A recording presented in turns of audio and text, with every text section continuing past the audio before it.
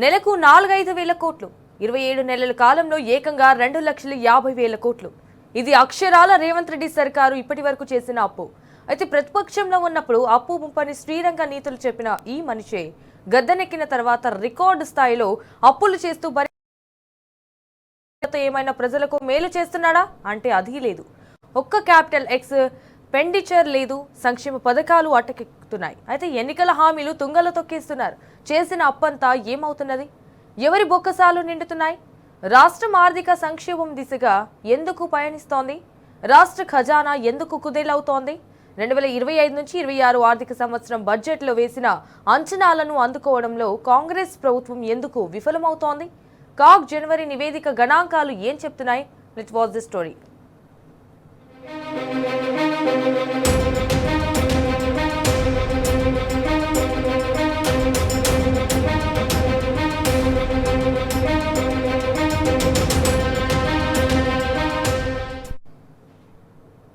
In fact ప్రతిపక్షంలో ఉన్నప్పుడు ఈ రేవంత్ ఏమన్నాడు? అప్పు చేస్తే ముప్పని మొత్తుకున్నాడు. అధికారం ఎక్కిన తర్వాత అప్పు ముద్దంటున్నాడు. అధికార పీఠం ఎక్కిన తర్వాత గుంపుమేశ్రీ అపరిచితుడిగా మారిపోయాడు. రేవంత్ ఏలుబడిలో రాష్ట్రం అప్పుల కుప్పగా మారుతుందంటే ఆయన తీసుకుంటున్న తుగ్లక్ నిర్ణయాలే కారణం. అయితే కాంగ్రెస్ సర్కారు ఘోర వైఫల్యాలతో తెలంగాణ ఆర్థిక సంక్షేమం దిశగా నడుస్తోంది. తుగ్లక్ నిర్ణయాలు, తెలివి తక్కువ విధానాలతో రాష్ట్రంలో ఆదాయం భారీగా పడిపోతోంది. సంపద సృష్టించే తెలివిలేని రేవంత్ అప్పుల మీద అప్పులు చేసి తెలంగాణను అప్పుల ఊపిలోకి నెట్టేస్తున్నాడు.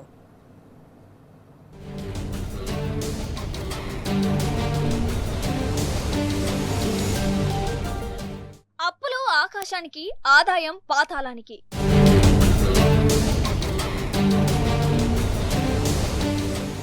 ఇరవై 27 నెలల్లో చేసిన లక్షల కోట్ల అప్పులతో ఏం వెలగబెట్టినట్టు?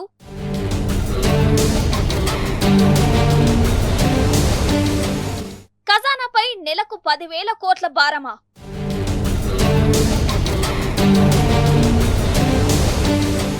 రెండున్నరేండ్లైంది. ఒక్క కొత్త ప్రాజెక్ట్ అయినా కట్టారా?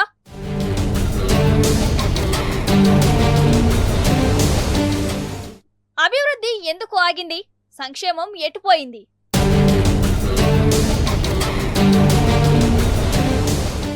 ఢిల్లీ పెద్దల ఖజానా నింపేందుకేనా లక్షల కోట్ల అప్పులు?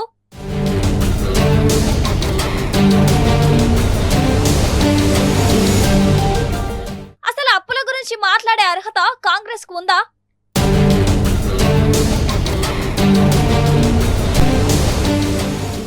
అప్పులతో ఆర్థిక వ్యవస్థ కుప్పకూలుతుంది నిజం కాదా?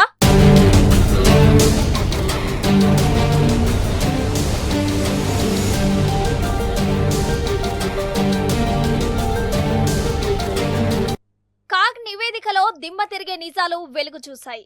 తెలంగాణ రాష్ట్రం ఆర్థిక సంక్షోభం దిశగా పయనిస్తున్న విషయం క్లియర్ గా తెలిసిపోయింది. రాష్ట్ర ఖజానా కుదేలైందన్న వాస్తవం తెలిసిపోయింది. 2025-26 ఆర్థిక సంవత్సరం బడ్జెట్లో వేసిన అంచనాలను అందుకోవడంలో కాంగ్రెస్ ప్రభుత్వం ఘోరంగా విఫలమైందని కాగ్ తాజా గణాంకాలు స్పష్టం చేస్తున్నాయి. రాష్ట్ర ప్రభుత్వం కాగ్ కు సమర్పించిన నివేదిక రాష్ట్ర ఆర్థిక పరిస్థితిని కళ్లకు కట్టి చూపించింది.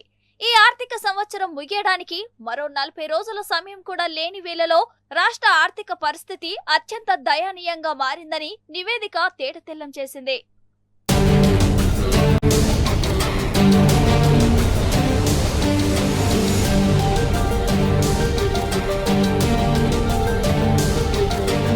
కరోనా కాలం నాటి దారుణ గణాంకాలు నమోదవుతుండటం కాంగ్రెస్ పాలనకు నిదర్శనమని నిపుణులు మండిపడుతున్నారు. మందగించిన ఆదాయ వృద్ధి, పెరిగిన ఆర్థిక లోటు, అప్పులపై మితిమీరి ఆధారపడటం తప్ప 2 ఏళ్లకు పైబడిన కాంగ్రెస్ పాలనలో సాధించిందేమిటని ప్రశ్నిస్తున్నారు. 2025-26 బడ్జెట్ గణాంకాల ప్రకారం ఈ ఆర్థిక సంవత్సరంలో 2.29 లక్షల కోట్ల మేర రెవెన్యూ రాబడులు వస్తాయని ప్రభుత్వం అంచనా వేసింది. కానీ కాగ్ లెక్కల ప్రకారం జనవరి నాటికి 1.38 లక్షల కోట్లు మాత్రమే వసూలయ్యాయి. ఇది అంచనాలో కేవలం 60.23%. ఈ ఆర్థిక సంవత్సరంలో ఇంకా 2 నెలలు మాత్రమే మిగిలి ఉన్నాయి. ఆర్థిక సంవత్సరంలో 85% కాలం గడిచిపోయింది. అయినా ప్రభుత్వం సాధించిన ఆదాయం కేవలం 60%. కాంగ్రెస్ అధికారంలోకి వచ్చే నాటికి 2023-24లో నమోదైన 63.2%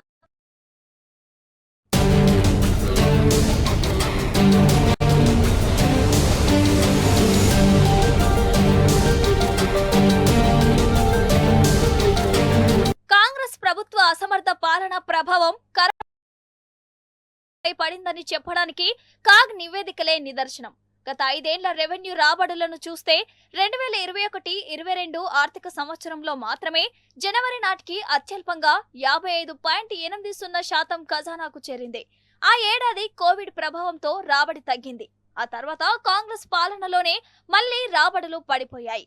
2024-25లో 55.96% రాబడులు రాగా ఈ ఏడాది 60.23% మాత్రమే వచ్చింది. పన్ను రాబడి లక్ష్యం 1.7 చెబుతుంది. కానీ జనవరి నాటికి 1.26 లక్షల కోట్లు మాత్రమే వచ్చినట్టు కాగ్ నివేదిక స్పష్టం చేస్తోంది. ఇది అంచనాల్లో 72% అన్నమాట.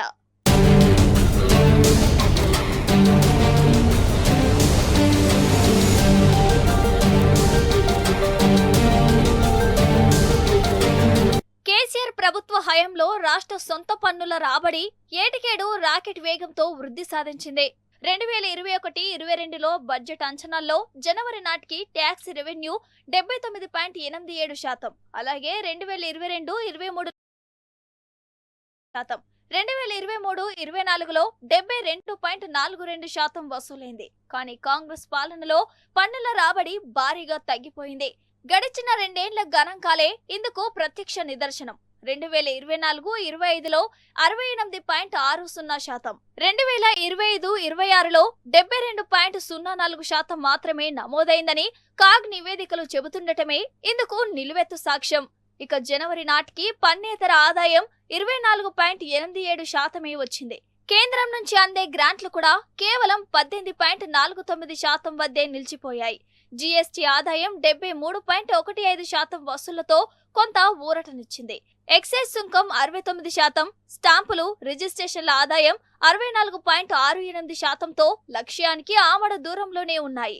ఇవన్నీ 2024-25 కంటే కొంచెం మెరుగ్గా కనిపిస్తున్నా కేసీఆర్ పాలనతో పోల్చితే వెనుకబడి ఉన్నాయని గణాంకాలు స్పష్టం చేస్తున్నాయి.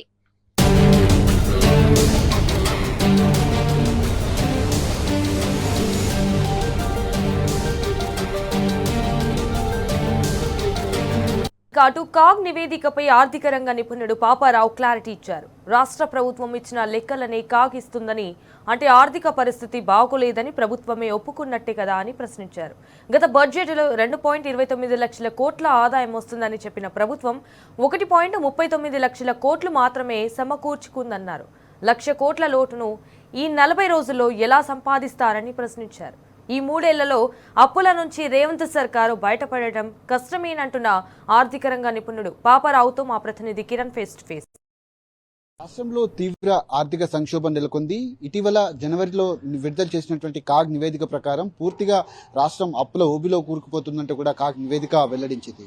అయితే రాష్ట్రంలో జరుగుతున్నటువంటి అప్పుల విధానం కావచ్చు, ఆర్థిక సంక్షోభానికి సంబంధించి మనతో మాట్లాడడానికి ఆర్థిక రంగ నిపుణులు పాపారావు గారు మనతో పడుతున్నారు. సార్ నమస్తే సార్. రాష్ట్రంలో చాలా వరకు ఆర్థిక సంక్షోభం నెలకొన్నట్టుగా గణాంకాలు చెప్తా ఉన్నాయి. కాగ్ నివేదిక కూడా ఇటీవల కాలంలో జనవరికి సంబంధించినటువంటి నివేదిక వెల్లడించింది. దీని మీద మీ అభిప్రాయం ఏంటి సార్?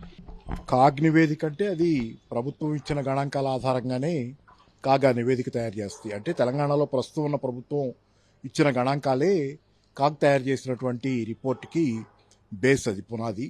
కాబట్టి ఈ గణాంకాలు వాస్తవ గణాంకాలుగానే మనం పరిగణించాలి. అంటే స్వయంగా తెలంగాణ గవర్నమెంట్, ఇప్పుడు మీరు ఇచ్చిన ఇంటర్వ్యూ ప్రకారంగా చూసినా తెలంగాణ గవర్నమెంటే స్వయంగా తన పరిస్థితి బాగలేదని చెబుతున్న విధంగా మొత్తంగా ఈ గణాంకాలు చెబుతున్నాయి. ఎందుకంటే మామూలుగా మొత్తం ఆదాయం ఇంత వస్తుంది, ఈ సంవత్సర కాలంలో మన ఆదాయం ఇంత ఉంటుంది అనేది బడ్జెట్లో అంచనా పోయిన సంవత్సరం బడ్జెట్ సమర్పించినప్పుడు 2025 ఫిబ్రవరిలో ఏదో ఏ తారీఖు సమర్పించినప్పుడు ఈ సంవత్సరానికి సుమారుగా 2.29 లక్షల కోట్ల రూపాయల ఆదాయం తనకి ఉంటుంది అని చెప్పి తెలంగాణ ప్రభుత్వం అంచనా వేసుకుంటే ఆల్రెడీ జనవరి వచ్చింది, జనవరి కూడా ముగిసిపోయింది. జనవరి చివరి నాటికి వాస్తవంలో వచ్చినటువంటి ఆదాయం 1.38 లక్షల కోట్ల రూపాయలు మాత్రమే వచ్చింది. అంటే 2.29 లక్షల కోట్ల రూపాయల ఆదాయం వేసుకుంటే దానిలో 1,00,000 కోట్ల రూపాయలు సుమారుగా తక్కువగా 1.38 లక్షల కోట్ల రూపాయల ఆదాయమే తెలంగాణ ప్రభుత్వానికి వచ్చింది. ఇంకా కేవలం 40 రోజులు మాత్రమే మిగిలి ఉన్నాయి. మార్చి 31తో ఆర్థిక సంవత్సరం ముగుస్తుంది. ఆ రోజు నాటికి సాధిస్తానన్నటువంటి ఆదాయాన్ని ప్రభుత్వం గణనీయంగా సాధించడంలో విఫలమైందనేది కనపడుతుంది. అంటే సుమారుగా ఈ ప్రభుత్వం సాధించిన ఆదాయం ఇప్పటికీ 60.23%. ఇప్పుడు నడిచిన సుమారుగా 10 నెలల పైన కాలంలో ఈ ప్రభుత్వం సాధించింది తాను ఆశించిన ఆదాయంలో 60% మాత్రమే. కాబట్టి ఏంటంటే దారుణంగా ఆదాయ సమీకరణలో విఫలమవుతుంది ప్రభుత్వం. ఆ కారణం చేతనే చాలా ఇతర సమస్యలు కూడా వస్తున్నాయి. ఖర్చుల దగ్గర కానీ ఇతరత్ర కానీ అప్పులు పెరగటం కూడా. ఉదాహరణకి ఆదాయం తగ్గటం వల్ల అప్పులు భారీగా పెరగటం అనేది కూడా స్పష్టంగా కనపడుతుంది. ప్రభుత్వం మళ్లీ బడ్జెట్లో వేసుకున్న అంచనా, మొన్న పోయిన సంవత్సరం బడ్జెట్లో, నడుస్తున్న బడ్జెట్లో వేసుకున్న అంచనా ప్రకారం ఈ సంవత్సరం అప్పులు 54,000 కోట్ల రూపాయలు అవుతాయి సుమారుగాని అంచనా వేసుకుంటే, అది ఇప్పటికే అప్పులు 69,000 కోట్ల రూపాయలు దాటిపోయింది. అంటే తాను అంచనా వేసుకున్న దానికంటే కూడా 128% అధికంగా, ఒక 15,000 కోట్ల రూపాయల అదనంగా ఇప్పటికే తెలంగాణ ప్రభుత్వం జనవరి చివరి నాటికి అప్పులు తీసుకుంది. మిగతా కాలంలో ఇంకా అప్పులు పుడతాయో లేదో, తీసుకుంటే ఎంత తీసుకుంటుంది అనేది తెలంగాణను అప్పులు పాలు చేస్తున్నటువంటి ప్రభుత్వం తాలూకు తీరుకి ఒక నిదర్శనం. రెండోది ఇంకా పన్నేతర ఆదాయం. ఇందా నేను చెప్పింది మొత్తంగా ఆదాయం ఎట్లా ఉంటుంది అనేది. మొత్తం ఆదాయం తెలంగాణ ప్రభుత్వం తాలూకు అన్ని రకాల సమీకరణాలు, పన్ను ఆదాయం, పన్నేతర ఆదాయం, లేకపోతే మీకు గ్రాంట్లు, కేంద్రం నుంచి వచ్చే గ్రాంట్లు అన్నీ కలిపితే 2.29 లక్షల కోట్ల రూపాయలు ఇందాక నేను చెప్పినటువంటి టోటల్ అంచనా. దానిలో పన్ను ఆదాయంగా విడిగా తీసుకుంటే పన్ను ఆదాయం ఎంత వస్తుందని వీళ్ళు అంచనా వేసుకున్నారంటే సుమారుగా 1.75 లక్షల కోట్ల రూపాయలు పన్నుల రూపంలో, ఏ పన్నులైనా కావచ్చు, ఎక్సైజ్ పన్ను కావచ్చు, జీఎస్టీ కావచ్చు, స్టాంప్స్ అండ్ రిజిస్ట్రేషన్స్ కావచ్చు, ఈ ఆదాయం మొత్తం 1.75 లక్షల కోట్ల రూపాయలు వస్తుందని ప్రభుత్వం అంచనా వేసుకుంది. అయితే నిజానికి ఇప్పుడు దాకా జనవరి చివరి దాకా వచ్చింది 1.26 లక్షల కోట్ల రూపాయలు మాత్రమే వచ్చింది ఆదాయం. అంటే అది ఎంత టోటల్లో సుమారుగా 72% మాత్రమే సమీకరించగలిగింది. కేసీఆర్ గారు ఉండగా, కేసీఆర్ గారి హయాంలో పన్ను ఆదాయం రికార్డు స్థాయిలో పెరుగుతూ వచ్చింది ప్రతి సంవత్సరం. ఈసారి వెనకబడుతున్నాం. వాస్తవంలో కేసీఆర్ గారి ప్రభుత్వంతో పోలిస్తే కనుక కేసీఆర్ గారి ప్రభుత్వంలో పన్ను ఆదాయం పెరుగుదల అనేది 79 నుంచి 80% పెరుగుదల కనపడుతుంది. కానీ ఈరోజు ఆ పరిస్థితి లేదు. దారుణంగా తెలంగాణ పన్ను ఆదాయం పడిపోతుంది. ఈ కారణం చేతే తెలంగాణ ప్రభుత్వం పోయిన సంవత్సరం ఇప్పుడు నడుస్తున్న బడ్జెట్లో వేసుకున్న అంచనా ఏంటంటే సుమారుగా రెవెన్యూ మిగులు రాష్ట్రంగా ఉంటుంది మనం అంచనా వేసుకున్నారు. రెవెన్యూ మిగులు రాష్ట్రంగా అంటే మన ఆదాయం కంటే ఖర్చు బెటర్గా ఉంటుంది అనేది. రెవెన్యూ మిగులు రాష్ట్రంగా మిగులు ఎంత ఉంటుందంటే 2,738 కోట్ల రూపాయలు మనకి రెవెన్యూ మిగులు ఉంటుందని అంచనా వేశారు. కానీ ఆల్రెడీ రెవెన్యూ లోట్లో వెళ్ళి 10,566 కోట్ల రూపాయల రెవెన్యూ లోట్లో రాష్ట్రం ఉంది. అంటే వీళ్ళ అంచనాలు రెవెన్యూ మిగులు విషయంలో కూడా సరిగ్గా లేవు. ఎందుకంటే ఆదాయం కంటే ఖర్చులు ఎక్కువ ఉన్నాయి. దాంతోపాటుగా ఏంటంటే అప్పులు పెరిగిపోతున్నాయి. ఈ కారణం చేత తెలంగాణ రాష్ట్రం ఆర్థిక సంక్షోభంలో రోజు రోజుకి మరింతగా కూరుకుపోతున్నటువంటి పరిస్థితి ఉంది. సో ఓవరాల్గా అప్పులు పెరగటం కూడా కనపడుతుంది. కేసీఆర్ గారిని చాలా తీవ్రంగా విమర్శించారు వీళ్ళు. తెలంగాణ ప్రభుత్వం ఆ రోజు కేసీఆర్ గారి ప్రభుత్వం చాలా అప్పుల పాలు చేసిందని, అది చేసిందని, ఇది చేసిందని, తెలంగాణని శ్రీలంకలాగా మారుస్తుందని రకరకాలైనటువంటి ఆరోపణలు చేసిన వాళ్ళు ఈ రోజు వెనక్కి తిరిగి చూస్తే కేసీఆర్ గారి ప్రభుత్వం ఎంత ప్రుడెంట్గా, ఎంత విజ్ఞతతో అప్పులు చేసిందనేది ఈ రోజు ఖచ్చితంగా కనపడుతుంది. ఉదాహరణకి కేసీఆర్ గారి ప్రభుత్వానికి సంబంధించి ఎంత అప్పులైనాయి అని చెప్పి పార్లమెంట్లో మెదక్ ఎంపీ రఘునందన్ రావు గారు ప్రశ్న వేస్తే 23 చివరి నాటికి ఎంత అప్పు అయిందని పార్లమెంట్లో ఆ సంబంధిత మంత్రి ఇచ్చిన జవాబు ఏంటంటే కేసీఆర్ గారి ప్రభుత్వం దిగిపోయే నాటికి తెలంగాణకి మొత్తం 3.5 లక్షల కోట్ల రూపాయల అప్పు ఉంది. దానిలో కూడా ఒక 72 వేల కోట్ల రూపాయలు అంతకుముందు వారసత్వంగా 2014 ముందు రాష్ట్రాలు పంచుకున్నప్పుడు, 2 రాష్ట్రాలుగా చీలిపోయినప్పుడు ఆంధ్ర తెలంగాణ పంచుకున్న అప్పులు, దానిలో వాటాగా 72 వేల కోట్ల రూపాయల దాకా తెలంగాణకు వచ్చింది. ఆ 72 వేల కోట్ల రూపాయలు టోటల్గా ఉన్నటువంటి అప్పు కేసీఆర్ గారు దిగిపోయే నాటికి ఉన్న 3.5 లక్షల కోట్ల రూపాయల్లో తీసేస్తే సుమారుగా మిగిలేదు 2.8 లక్షల కోట్ల రూపాయలు మాత్రమే కేసీఆర్ గారి ప్రభుత్వం చేసినటువంటి అప్పు. అదే సార్, మీరు చెప్పిన దాంట్లో కూడా ఒక పాయింట్ ఉంది. ఎందుకంటే తీసుకున్న అప్పుకి చూపెట్టినటువంటి పనులు కావచ్చు, అభివృద్ధి కావచ్చు, అవన్నీ కూడా కనపడతా ఉన్నాయి. కానీ 8 లక్షల కోట్లు, 9 లక్షల కోట్లు అంటూ, అటు కాళేశ్వరం పైన 1,00,000 కోట్ల అవినీతి అంటూ చాలా వరకు ఇష్టానుసారంగా వాళ్ళు ఆరోపణలు చేసినప్పటికీ కూడా పార్లమెంట్లో ఈ సమాధానం వచ్చింది. అంటే గత ప్రభుత్వం చేసినటువంటి అభివృద్ధి వీళ్ళ కళ్ళకు కనిపించట్లేదా, లేదంటే ఇప్పుడున్నటువంటి సిచ్యువేషన్ లో వీళ్ళు చేస్తున్నటువంటి అప్పులే కడుతున్నామంటూ కూడా వాళ్ళు చెప్తున్నటువంటి సందర్భాలు కనిపిస్తుంది. దీన్ని ఎట్లా అంటే కేసీఆర్ గారి పట్ల, కేసీఆర్ గారి వ్యవహార శైలి పట్ల, తెలంగాణ పట్ల పూర్తి డెడికేషన్తో కేసీఆర్ గారు తెలంగాణ అభివృద్ధి కోసం శాయశక్తులా నిరంతరంగా 24 గంటలు పనిచేశారు. ఆ క్రమంలోనే తెలంగాణలో జరిగిన అభివృద్ధి ప్రజలందరూ చవిచూశారు. ప్రజలందరికీ అది తెలుసు. అందుకనే ఈరోజు ప్రజల్లో రేవంత్ రెడ్డి ప్రభుత్వం పట్ల ఇంత తీవ్రమైన ఆగ్రహం ఉందంటే కేసీఆర్ గారి పట్ల వ్యతిరేకతను రేకెత్తించి అబద్ధపు మాటలతో కేసీఆర్ గారి మీద ప్రజలను రెచ్చగొట్టి అధికారంలోకి వచ్చిన ఈ ప్రభుత్వం చేస్తున్నటువంటి నిర్వాకాలు ప్రజలు గతంలో కేసీఆర్ గారి పాలనతో పోల్చుకొని చూసినప్పుడు జరిగింది ఏంటో వాళ్ళకి అర్థమవుతుంది మోసం. కాబట్టి ప్రజలు తీవ్రంగా వ్యతిరేకిస్తున్నారు. వీళ్లలో రేవంత్ రెడ్డి కానీ వీళ్ళు కానీ ముఖ్యంగా రేవంత్ రెడ్డి లాంటి వాళ్ళు ఈరోజు తెలంగాణలో కేసీఆర్ గారి పట్ల వ్యక్తిగత ద్వేషం పెంచుకున్నారు. దానిలో కూడా బీజేపీ వీళ్ళతో కొమ్మక్కయింది. బీజేపీ కూడా వీళ్ళతో కొమ్మక్కయింది. ఎందుకంటే ఇక్కడ కేవలం ఇది ఏదో కేసీఆర్ గారు చేసింది ఏదో తెలియక కాదు. కేసీఆర్ గారు ఏం చేశారో వీళ్ళకి బాగా తెలుసు. వీళ్ళు కోరుకుంటుంది వేరు, కేసీఆర్ గారు చేసింది వేరు. ప్రజల కోసం కేసీఆర్ గారు పనిచేశారు. తనకు రాష్ట్ర రాబడిని, పన్నుల ఆదాయం కానీ ఇతరత్ర కానీ రాష్ట్రానికి వచ్చినటువంటి ఆదాయం మొత్తాన్ని ప్రజలకు అనుకూలంగా పంపిణీ చేసిన ప్రభుత్వం కేసీఆర్ గారి ప్రభుత్వం. ఆ రోజు కేసీఆర్ గారి ప్రభుత్వం చాలా పెద్ద ఎత్తున సంక్షేమ పథకాలు, అభివృద్ధి కోసం భారీ ఎత్తున ఖర్చు పెట్టింది. దానిలో భాగంగానే మిషన్ భగీరథ, మిషన్ కాకతీయతో పాటుగా కాళేశ్వరం ప్రాజెక్టు కూడా ఖర్చు పెట్టడం. ఆ రోజు ఇవన్నీ చాలా జరిగింది. ఒక రోజు కాదు. ఎలక్ట్రిసిటీ ఇన్ఫ్రాస్ట్రక్చర్ నిర్మాణం కోసం పెద్ద ఎత్తున, డిస్కమ్లు వీటి కోసం కూడా పెద్ద ఎత్తున ప్రభుత్వం ఖర్చు పెట్టింది. దానివల్ల ఆ రోజు చాలా పెద్ద ఎత్తున పురోగతి జరిగింది. అయినా అసలు అప్పులు చేయకూడదనే ఒక సిద్ధాంతాన్ని ప్రతిపాదించి చెప్పి కేసీఆర్ గారు 7 లక్షల కోట్ల అప్పుల పాలు చేశారు తెలంగాణ అని చెప్పారు. దానిలో సగం కూడా కనపడదు. వాస్తవానికి అయినప్పుడు 2.5 లక్షల కోట్ల చిల్లర అనేది 8 లక్షల కోట్ల చిల్లర, 2.8 లేకపోతే 2,80,000 కోట్ల చిల్లర అనేది కేంద్ర ప్రభుత్వం చెబుతున్న గణాంకాలు. దాన్ని 2 రెట్లు 3 రెట్లు పెంచి 7 లక్షల కోట్ల అప్పు అయిందని చెప్పి అసెంబ్లీలో కూడా పవర్ పాయింట్ ప్రజెంటేషన్ లేకపోతే వైట్ పేపర్ సబ్మిట్ చేసిన ఘనత ఈ రేవంత్ రెడ్డి ప్రభుత్వానికి. ఇంత దుర్మార్గమైనటువంటి తీరు ఎందుకంటే కేసీఆర్ గారిని ఎలాగైనా ఓడించాలని అబద్ధాల ఊకదంపుడుతో ఆ రోజు పత్రికలు, ఆయన ఎల్లో మీడియా అనండి, ఏదైనా అనండి, రకరకాల పత్రికలు అన్ని జమై చేసినటువంటి దుర్మార్గపు దాడిలో కేసీఆర్ గారిని నేరోగా మాత్రమే ఓడించగలిగారు. అంత దాడి చేసిన. ఎందుకంటే జనానికి జీవితంలో వాస్తవాలు అర్థమవుతానే ఉన్నాయి. కానీ ఇంకా ఆశపడ్డారు జనం, కూడా పొరపాటు పడ్డారు.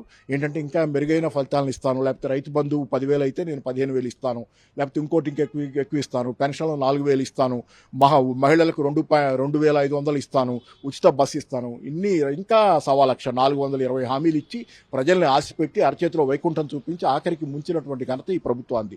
అన్ని అబద్ధాలతో అధికారంలోకి వచ్చారు. తెలంగాణని తూట్లు పొడిచే కార్యక్రమంలో చంద్రబాబు ఏజెంట్గా రేవంత్ రెడ్డి చేస్తున్న పనులు, తెలంగాణని పూర్తిగా నిర్వీర్యపరిచే కార్యక్రమం. దీనిలో మోడీ గారు, బీజేపీ ప్రభుత్వం పాత్ర ఉంది.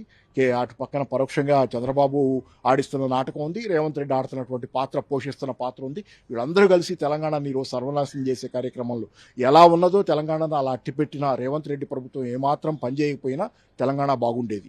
ఆ మాత్రమే నడిచేది.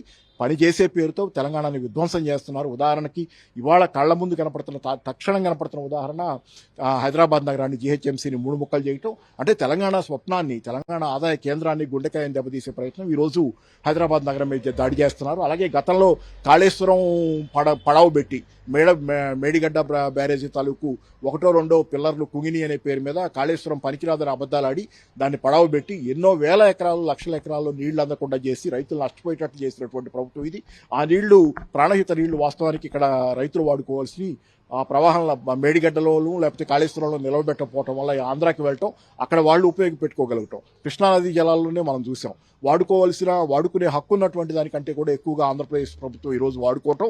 ఇప్పటికే చాలా పెద్ద ఎత్తున 80% దాకా అనుకుంటున్నా తెలిసినంత వరకు వాళ్ళ హక్కు 64-69%. ఇందులో వచ్చిన 2 సంవత్సరాల నుంచి కూడా దాదాపు 2.5 లక్షల కోట్ల నుంచి 3 లక్షల కోట్ల అప్పు, అంటే ప్రతి నెల 1,000 కోట్ల అప్పు తీసుకుంటుంది. కానీ సంక్షేమ పథకాలు ఎక్కడ కూడా అమలు కావట్లేదు. ఆర్టీసీ పూర్తిగా నిర్వీర్యమైపోయింది. అక్కడ పెద్ద ఎత్తున నష్టాలు కూడా కొనసాగుతున్నటువంటి పరిస్థితి. అటు ఉద్యోగులకు ఇచ్చేటువంటి పీఆర్సీ కావచ్చు, రైతులకు ఇచ్చేటువంటి రైతు భరోసా కావచ్చు, రైతు బోనస్ కావచ్చు, రైతు రుణమాఫీ కావచ్చు, లేదంటే మహిళలకు ఇచ్చేటువంటి 2,500 పెన్షన్ కావచ్చు, ఇలాంటి చాలా వరకు అమలు కాని పథకాలన్నీ కూడా అరచేతిలో వైకుంఠం చూపెట్టినటువంటి పరిస్థితులు కనిపించాయి. ఇంత అప్పు తీసుకొని 2 సంవత్సరాల నుంచి ఎక్కడెక్కడ ఖర్చు చేశారు. ప్రాజెక్టులు మాత్రం ఎక్కడ వేసిన గొంగడి అక్కడైనా చందంగా తయారైపోయింది. 2 సంవత్సరాల నుంచి కనీసం ఒక ఇటుక పెట్టి కూడా కట్టినటువంటి దాఖలాలు లేవు. దీని మీద ఎట్లా చెప్తారు? అంటే తెలంగాణ మీద కుట్రపూరితంగా నడుస్తున్నటువంటి ఇది వ్యవహార శైలి. ఎందుకంటే సంక్షేమ పథకాల్లో అరచేతుల వైకుంఠం ఇందాకే చెప్పినట్లుగా కేసీఆర్ గారు ఇచ్చేదానికంటే ఎక్కువ ఇస్తామని చెప్పి వాగ్దానాలు, అతి ఆశ పెట్టి జనాల్ని మోసం చేశారు. అధికారంలోకి వచ్చిన తర్వాత అసలు మొత్తానికే సున్నా చూడుతున్నారు. ఇది బండి సున్నా. ఈరోజు ఇస్తే అసలు ఉన్న పథకాలని ఊడబిక్కుతున్నటువంటి పరిస్థితి ఈ రోజు ఉంది. ప్రజల్ని దగా చేస్తున్నారు ఈరోజు. దాని మీద ప్రజలు తీవ్ర ఆగ్రహంగా ఉన్నారు. అసలు దీని అంతటి ఉద్దేశం ఏంటంటే మొదటగానే కేసీఆర్ గారు అనుసరించినటువంటి సంక్షేమ విధానాలు, ఏ సంక్షేమ విధానాలు అయితే తెలంగాణ అభివృద్ధికి దోహదం చేశాయో, తెలంగాణ పునాదుల్ని బలపరిచిన సంక్షేమ విధానాలు తెలంగాణ ప్రజల చేతిలో డబ్బులు ఉండేటట్లు చేసి తెలంగాణ ఆర్థిక పునాదిని పటిష్టం చేసినాయి. దీనివల్ల మీరు చూడండి, గతంలో తెలంగాణ గ్రామీణ ప్రాంతాల్లో ద్రవ్యోల్బణం కాస్త ఎక్కువ ఉంది కేసీఆర్ ఉండగా తెలంగాణ దేశంలో కొంత ద్రవ్యోల్బణం ఎక్కువ ఉన్నది గ్రామీణ ప్రాంతాల్లో. ఎందుకుంది ద్రవ్యోల్బణం ఎక్కువ అంటే తెలంగాణ ప్రజలకి గ్రామీణ ప్రాంతాల్లో కొనుగోలు శక్తి బాగా ఉన్నారు, చేతుల్లో డబ్బులు ఉన్నాయి, దానివల్ల డిమాండ్ పెరిగి ధరలు పెరిగినాయి కొంత. అదే అంతేగాని ఉత్తిగా పెరగటం కాదు, చేతిలో డబ్బులు ఉన్నాయి ప్రజల చేతిలో, దానివల్ల మార్కెట్లో సప్లై మనీ సప్లై చేతిలో డబ్బులు ఎక్కువ ఉండటం వల్ల కొంత ధరలు పెరిగినాయి. దాన్ని ఈరోజు ఎక్కడికి తెచ్చారు, మైనస్లోకి తెచ్చారు ద్రవ్యోల్బణాన్ని, డిఫ్లేషన్ అయింది. అంటే ప్రజల చేతిలో కొనుగోలు శక్తి పడిపోతుంది గ్రామీణ ప్రాంతాల్లో. నగర ప్రాంతాల్లో కూడా ఇదే జరుగుతుంది. పూర్తిగా ఏంటంటే తెలంగాణని నిర్వీర్యం చేయడంలో వీళ్ళ పాత్ర చాలా పెద్ద ఎత్తున పాత్ర పోషించారు. చాలా ఉన్నాయి గణాంకాలు తిరిగి తార్కాణంగా. తెలంగాణలో ఈరోజు ప్రజలు ఆత్మహత్యలు పెరుగుతున్నాయి, చాలా రైతాంగ ఆత్మహత్యలు, ఆటో డ్రైవర్ల ఆత్మహత్యలు, ఎన్ని రంగాల్లో ఎన్ని జరుగుతున్నాయి. లా అండ్ ఆర్డర్ డిస్టర్బ్ అవుతుంది. బహుశా ఇదంతా ఒక కుట్ర ప్రకారం ప్రణాళికాబద్ధంగా ఈ మధ్య వస్తున్నటువంటి రకరకాల వార్తలు ఏమేం చెబుతున్నాయంటే తెలంగాణలో హైదరాబాద్ని ఒక యూనియన్ టెరిటరీగా మార్చే ప్రయత్నం ఒకటి ఉందనేది చేస్తారు. లేకపోతే దీన్ని లా అండ్ ఆర్డర్ని లేకపోతే ఆర్థిక పరిస్థితిని కారణాలుగా చూపించి, ఆర్థిక పరిస్థితి తెలంగాణది దిగజారింది, ఎకనామిక్ ఎమర్జెన్సీ అవసరం అనే ఒక కారణం సృష్టించి లేకపోతే ఒక కారణం చూపించి, అలాగే తెలంగాణలో లా అండ్ ఆర్డర్ బాగాలేదు ఇంకో కారణం చూపించి హైదరాబాద్ని తెలంగాణ గుండెకాయని తెలంగాణ శరీరం నుంచి వేరు చేసే ప్రయత్నం ఒకటి జరుగుతుందనే వార్తలు కూడా వస్తున్నాయి. మరి ఏ నిజమైనా కాకపోయినా పూరితంగా తెలంగాణని సర్వనాశనం చేసేది వీరే, తెలంగాణ బాగలేదని చెప్పి కారణం చూపించి తెలంగాణ గుండెకాయని తెలంగాణ నుంచి వేరు చేసి శాశ్వతంగా పోరాడే తెలంగాణ, పోరాడగల తెలంగాణ, పోరాటమే కాదు నిర్మాణం చేసి చూపించినటువంటి తెలంగాణ కానీ టీఆర్ఎస్ కానీ కేసీఆర్ గారిని కానీ శాశ్వతంగా రాజకీయాల నుంచి దూరం చేసే ప్రయత్నం చేస్తున్నారు వీళ్ళు. అందుకే ఇంత పెద్ద ఎత్తున టీఆర్ఎస్ మీద దాడి జరుగుతుంది, కేసీఆర్ మీద రకరకాల రూపాల్లో దాడి చేస్తున్నారు. వీళ్ళందరి ఉద్దేశం ఏంటంటే కేసీఆర్ గారు కానీ టీఆర్ఎస్ నాయకత్వం కానీ ఉండగా తెలంగాణలో వీళ్ళ ఆటలు సాగవు, వీళ్ళు ఇష్టానుసారం చేయలేరు. కాబట్టి గతంలో రకరకాల ప్రయత్నాలు చేశారు టీఆర్ఎస్ని కుప్పకూల్చడానికి. అది కాకుండా ప్రతిఘటించడంతో ఈరోజు టీఆర్ఎస్ ప్రజల నుంచి టీఆర్ఎస్ని దూరం చేయడం ఎలాగో చేతగాక తెలియక ఆఖరికి తెలంగాణనే నిర్వీర్యం చేసే పరిస్థితి, జిహెచ్ఎంసీని 3 ముక్కలు చేయటం, లేకపోతే హైదరాబాద్ నగరాన్ని యూనియన్ టెరిటరీ చేయటం. దీనంతటి వెనక ఒక కుట్ర ఉందేమోననే భయం. ఎందుకంటే ఈరోజు తెలంగాణలో జిహెచ్ఎంసీని 3 ముక్కలు చేయటం, యూనియన్ టెరిటరీ చేస్తారనే మాటలు వినపడటం ఇవన్నీ దేనికి సూచికలుగా ఉన్నాయంటే తెలంగాణ మొత్తం పోరాడే తెలంగాణ ఇది. పోరాటానికి ఆలవాలం, ప్రశ్నించడానికి ఆలవాలం. ఇట్లాంటి తెలంగాణలో పోరాడే ప్రజల్ని అణిచిపెట్టలేక, లేకపోతే పోరాట ఆకాంక్షలను, తెలంగాణ ఆకాంక్షలను ఏమీ చేయలేక తెలంగాణను నిర్వీర్యపరిచే కార్యక్రమం, ఆర్థికంగా తిరోగమనం కంటే కూడా మనం భయపడాల్సింది దేని గురించి అంటే తెలంగాణ ఈరోజు పోరాడే దాని జవసత్వాన్ని లాగివేసే కార్యక్రమం భారీ ఎత్తుగా చేస్తున్నారని. ఇది మరింత ప్రమాదకరమైంది. ఆర్థికంగా నష్టపోతున్నాం, వెనక్కిపోతున్నాం, కానీ దీని నుంచి కూడా కోలుకోగలం ఖచ్చితంగా. కానీ తెలంగాణ ప్రజలంతా ఏకంగా ఉండి తెలంగాణ ఒకే తాటి మీద నిలబడి తెలంగాణ కనుక తనని తాను పునర్నిర్మాణం చేసుకోవాలనుకుంటే దీన్ని దాటగలం. కానీ దీన్ని మించిన ప్రమాదం ఏంటంటే ఈరోజు తెలంగాణ పోరాట పటిమని తెలంగాణ. సో రైట్, ఇది వాటి స్పెషల్ ఫోకస్. చూస్తూనే ఉండండి టీ న్యూస్.